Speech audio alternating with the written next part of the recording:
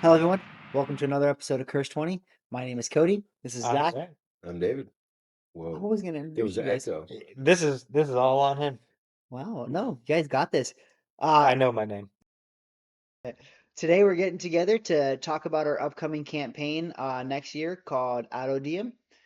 It will take place after Zach's mini campaign he's getting ready to run, which There'll is be a video on that soon. there'll be a video on that soon. He's got a little bit more to flesh out. I'm really excited to take a step back from emotionally messing with you guys and get emotionally messed with. So, I'm just uh, happy to play with you again. oh yeah, it's been good, dude. It's been good. We've been playing pretty consistently, dude, like all year. We have No, but I missed mean, three played with you, sessions. not. Yes, I'm That, excited to play and like exercise some of my chops as a player. Um, but then don't get me wrong, I'm already anxious to get back into DMing. You know, Currently November, and we have missed three sessions since last November. that is insane, that's considering how we played 3 times a year in our last campaign. yeah, that's wild. So, be that as it's May, today we're gonna get together to talk about Adodium, our upcoming space campaign that we're shooting for probably April, May-ish of next year to play, based off of timelines of our current campaign, our scheduled holiday break, and then getting into your campaign. It's probably be April, May-ish of next year. Let me give you. I know you guys have probably heard a little bit. Let me give you a brief overview of kind of where my idea for the world universe sits, and then I can get some of your guys' input on what you want to see and what you think. Okay, it doesn't take place in Faerun like the normal Forgotten Realm setting. It takes place in an alternate version of our universe where elves and dwarves and gnomes and magic were real. And we found out about them, and with their magic, and help, we were able to start exploring space. And fast forward like 30,000 years, 50,000 years. I haven't developed actual timelines yet. Um, but fast forward, say 50,000 years into the future, and how far have we explored space with magic, right? How far have we gotten? How many galaxies away from the Milky Way are we? And that is the universe that we live in. So we're in a galaxy that's 100,000 light years away from the Milky Way. Earth is a distant memory. It's almost mythical at this point. Like it's any real information about it would be hard to find, and like maybe even jealously guarded. You guys live in this galaxy that has been named Adodium, with the center planet being called Ado. Um, it is like the center of religion, trade, um, entertainment, and it's an independent planet. There are 10 major quote unquote kingdoms that own several star systems or sections of space, correspond to like traditional D&D races. So there's like an orc slash goblin planet or kingdom. There's an elf kingdom, human. I think we said that there was like a gnome slash halfling kingdom. There's a tiefling, dragonborn. There's a fae kingdom. Uh, Dwarf Kingdom. I think we had like an animal kingdom, Then there was like, yeah, then the quote unquote animal people like the Leonins and turtles. anthropomorphics. Yeah, Animorphic Kingdom. There's 10 major kingdoms. Then there's an 11th, and who are all vying for power, who want control realistically of the entire galaxy. And they each control like a different thing, right? But they're all trying to be like the main kingdom in this galaxy. Uh, then A little bit at of racism then. a little bit, No bit. a little bit. There'll be a little bit of tension, right? Then there's Addo, the center planet, who is independent from all of them, but who deals with trade and stuff with all of them, and so nobody would like dare to invade or try to take over Addo. Um, and You'll on the find all races You'll there. find all races there. There's a lot of Asimir there, a lot of humans there, a lot of elves, um, who are all trying to work for. There's a 11th faction called I didn't know what to call it, and Dylan was like, you should name it the United Worlds or something like that. So it's like the UW, which I thought was a great name, United Worlds, and they're just trying to bring peace to the galaxy, and that is where our story takes place. We are taking place in a galaxy that is either at war or on the brink of war. There are some kingdoms that are actively warring. There's some kingdoms that are in cold war. Some kingdoms getting ready to declaring that they're about to declare war. You Like know what I'm saying? soft war instead of intergalactic war. Right. Yeah. So like there might be like the dwarves and the elves might be at war for like the past 100 years in active war, but the elves and the humans have like a tentative peace, but the humans aren't joining. The humans and the dragonborns are like getting ready to declare war on each other, and that's like the world. They've had some skirmishes. Yeah, exactly. That's the world you guys are in. I am gonna railroad the beginning of the campaign a little bit. Here's what I'm establishing. You guys all work for the UW, all under a team of a guy named Nero. He's like middle management, right? He's not the highest guy. He's not the lowest guy, and he's your manager. You all work for him. I think we've established behind the scenes that Dylan is gonna play a scout character. You can go watch his video called The Scout.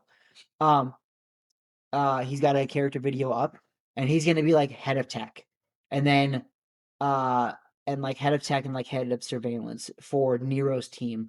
Behind the scenes, we've talked about your character, and you're gonna be like his lead engineer, like right something along those lines. Yeah, I want to be like. I know you said Dylan might be.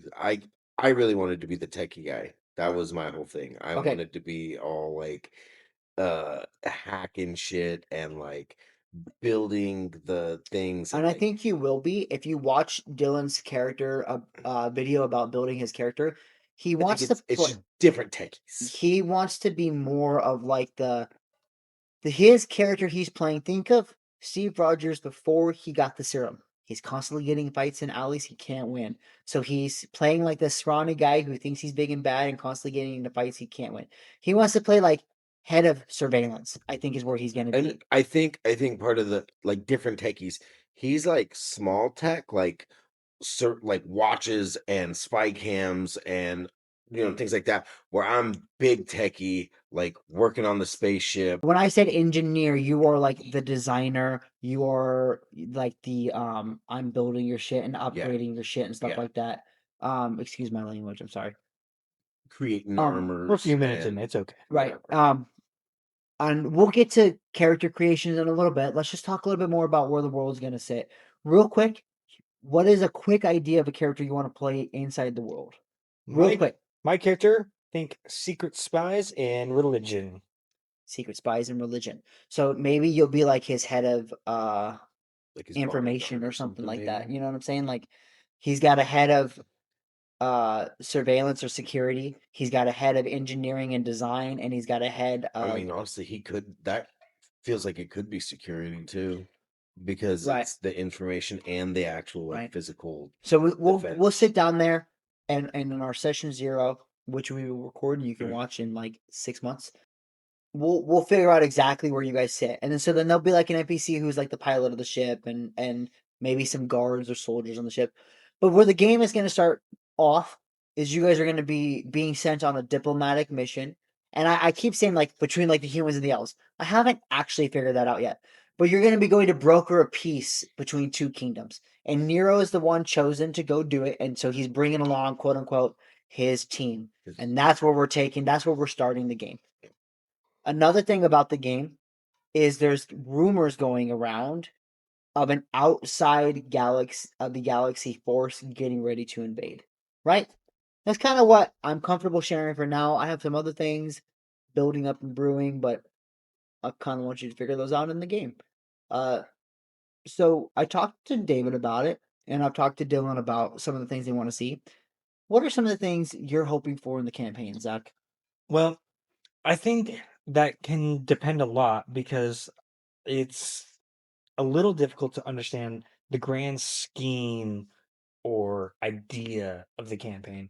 Because on one hand of things, it's like, oh yeah, we're part of this UW, as you were saying, right? Mm-hmm. And like this is a very political campaign. There's a lot of politics involved and meetings and you know that sort of thing. But it could also be very different from that, where like there is a lot of like espionage and smaller skirmishes, but high impact and So that sort of thing. here's what I would say. Or it could be a mixture of the two. I would say it's gonna be, if I do it the way I want to do it, it will be a mixture of those two things. You will have a lot of like trying to deal with politics and and your choices and decisions and failures and successes might decide what kingdoms go to war and what don't, and who's at war with who and who helps who. There will be episodes that's dealing with just politics. Then there will be episodes, like you said, of small skirmishes, infiltration, things of that sort. But then you'll have on the other side of it huge space battles, right? So I know you were talking about how like you like the space pirate idea. And that is something that could very well happen in there. You could be either A, dealing with space pirates, or maybe you guys fail so much you are forced to become space pirates yourself, or you have to leave the United World, right? Maybe somehow, some way, some type of like crime gets pinned on you guys, and you're exiled from the UW, and you're actually being like hunted down by them. Maybe even your old manager Nero is like, "You guys betrayed me, and I'm putting out bounties on your head." Who knows? Maybe he's secretly a bad, Right? like not a bad, but like a shady dude or whatever, Who and knows? gets us in trouble. Yeah. So there's going to be a wide range. So when you build your characters, I hate to say it, but try to keep that in mind. Where it's like, is he only going to be useful for one aspect of this game, or can I use him in a way that would be fun in any aspect of how this game's going And to play again, out? like even what you're just saying, like on one side of things, we could be dealing with like intermediaries in between these giant systems of races that own different planets that are going in intergalactic war, or we're on the run type of deal. Yeah, So it's definitely going to be interesting seeing where we land. and I think it's like such a because we're playing space, and space itself big.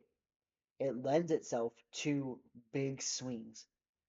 You're in a big galaxy with a lot going on. Anything that can happen to switch you from like, am I high in politics? Oh, did I fuck that up and now I'm on the run? Did I fix that and am I able to bribe myself back and like, am I back on the good? Like, big swings are expected in the campaign. If you're in politics and you're helping one side, you're almost inevitably hated by the other side. Hmm. So no matter what we do, Maybe we're you're on the gonna have run an in one enemy. section of space, but you guys are heroes in a different section of Yeah, space. You know what I'm saying? It's like, crap, we got caught here. We got to make it back there. And we've got allies in this sector, and we yeah, need to get there as fast as right. possible. There's big spots. At the same time, I have, how do I say this? I'm gonna have an overarching story that's the real story that has nothing to do with any of that. Hell yeah. That's the superficial, like day-to-day monotony of the world, and then there's going to be a D&D adventure on top of that. Yes. And that's what I can't talk to you guys about and what I'm really excited for you guys to see. I have a lot worked out for like I told Dylan, build your joke characters. Please do. Make characters who are farting all the time because when I crush your souls at the end, it'll be so much sweeter for me. My character doesn't have a soul, but Oh, that's well, Well, whatever. that's because you're gelatinous. yeah. Oh, yeah, you're playing a plasmoid. Yeah. So, is there anything? So, I know you were saying like you don't really know, like it's hard because of like the scale of the campaign, what you want to see in there. Is there anything you want to add to the flavor of the world? I guess like If I can ask, when you think of a D&D campaign in space, what's the first thing you think of? What's the first thing that sounds fun to you about D&D in space? I think it's the same as all D&D, but you're replacing like traditional fantasy, which is heavily influenced by like medieval Mhm. Renaissance era, and you're just going complete sci-fi. And so it's more of a reskin than a different system. Right. Okay, so you're just like I just want like you're not really expecting anything more than like we act one we learn about a bunch of things. Act two we start figuring out what we need to do. Act three we finish the mission. It maybe, I don't think all adventures have the same layout, right? But Yeah. there just definitely could be aspects of that. How do you guys feel about a campaign where like I'm not saying that this is this campaign, but how do I say this? How would you guys feel if at the end of a game you realized nothing you did mattered? Like, Aren't we doing that right now? no, you guys have changed the world of Barovia a lot. A lot. Everything you guys have done in Barovia has mattered. everything bad and good that has happened to the people in the past 18 days and In the past 18 hours. has been based off of decisions you guys have made. I'm just saying, like, what if you were to find out, like, oh, we were doing all this stuff, but this was happening and it was going to happen. I don't think it matters that much. Like, it's like, oh, all was for naught. It's like, if some of these factions have been warring for 100+ years, right? Yeah. When we're thinking of space, it's not only grand in size, but it's grand in time. Yeah. Speaking of that, I'll go ahead. And you look like you're inside. I was just gonna say, I think on that note, I would kind of say too, like, I think it would depend on what you mean by the choices you made didn't matter. The choices we make not matter because the bad guy was gonna do bad guy things the entire time, or does it not matter because this exact specific sequence of events was always going to happen? I think the latter does feel a little cheap, but the former is more understandable. Like, bad guy's gonna do bad things at this time or around this time, and maybe your choices will affect where he shows up or how much resistance there is or whatever. Like, So if I was to say this, like, okay, let's say this. This is not what's happening in the game at all. I'm just picking an example. Addo is going to get blown up by a Death Star. That is just something that's going to happen in the game. But at what point in the game and who survives and what survives depends on actions and choices you guys made. yeah, that feels more organic Okay. than it. But like, no matter what you do, you will not blow up the Death Star I think before it blows up Alderain. I think a good right? way Yeah. to think about that is like, anyone that's ever gonna play a Mario game knows that Bowser's gonna kidnap the princess. Exactly. That everyone knows that's a part of the game. It's the story along the game that Okay. matters. Right. Thanks, Nintendo. Don't sue us. Yeah, please don't. So, a little bit more into the details then. I've been trying to figure out a way for travel to work, right? So your ships obviously will have a speed up to light speed, but Ludicrous if you're speed. trying to get to the we need some type of version of hyperspace and some type of way for that to work.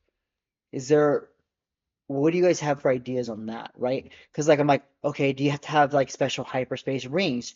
Is there only special corridors, right? That like transports you to other parts of the galaxy. Does each individual ship?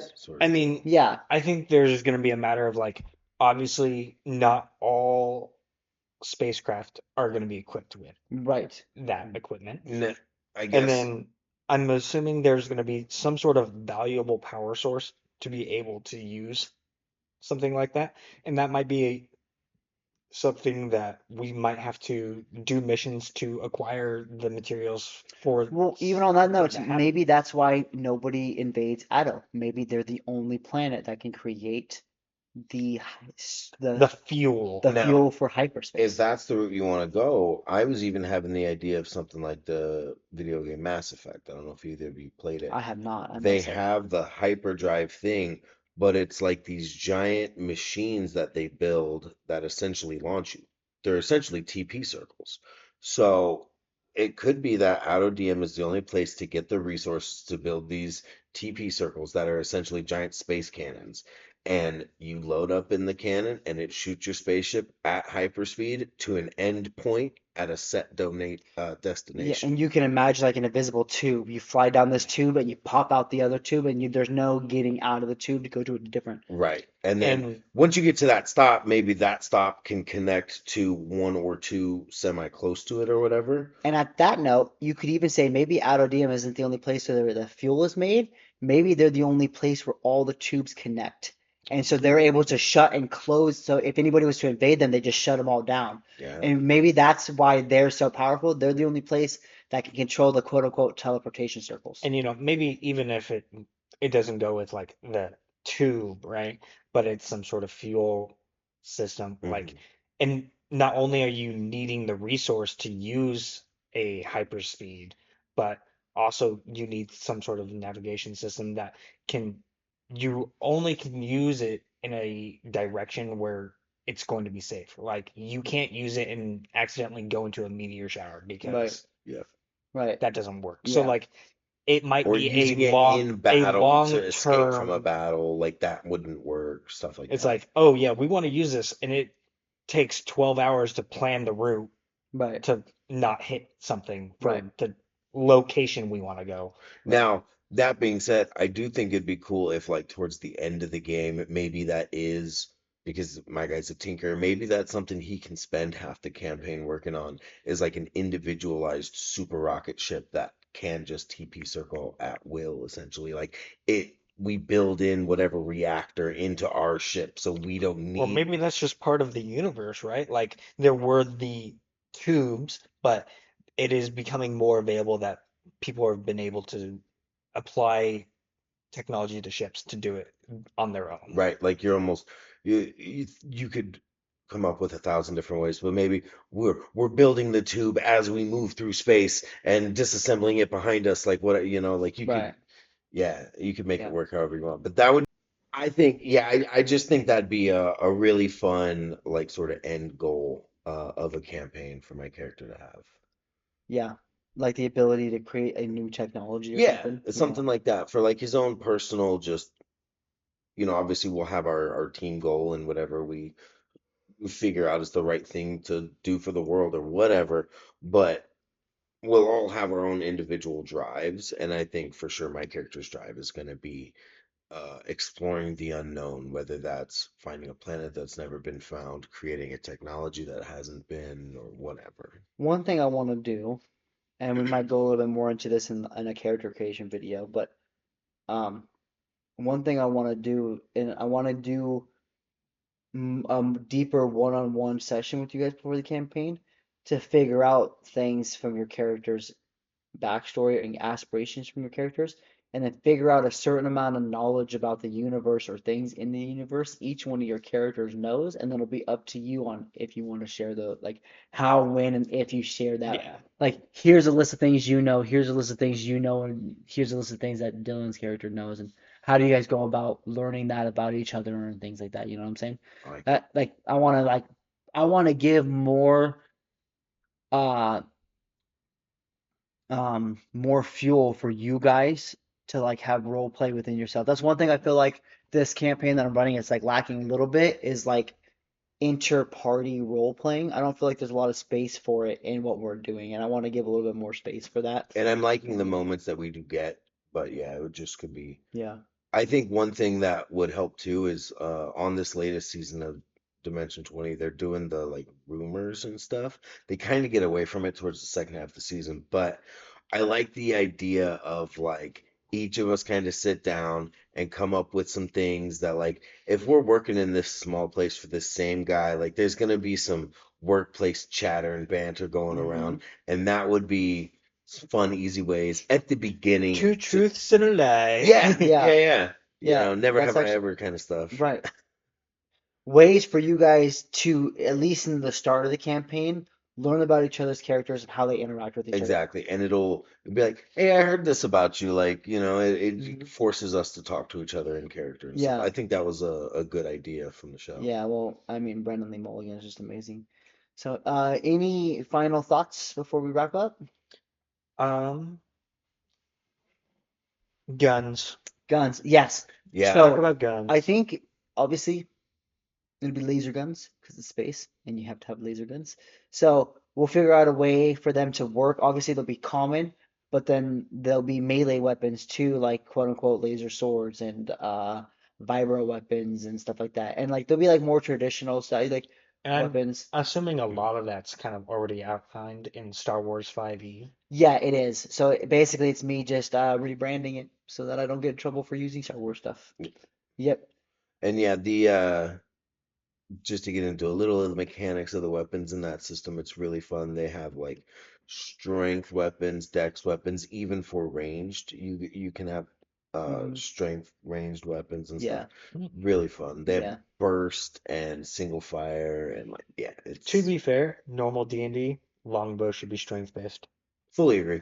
Yeah. It's in real life a Full bow. hot My take, but recurve yeah. bow is all A strength. longsword should be dex. You know how ridiculously heavy an Only 80-pound draw weight is? My bow's 55 and it's terrible. So yeah. Uh, anyway, this has been another episode of Curse 20. Please keep a lookout next year for our future space campaign called AutoDM. Please like and subscribe, and thank you so much for watching. Roll out.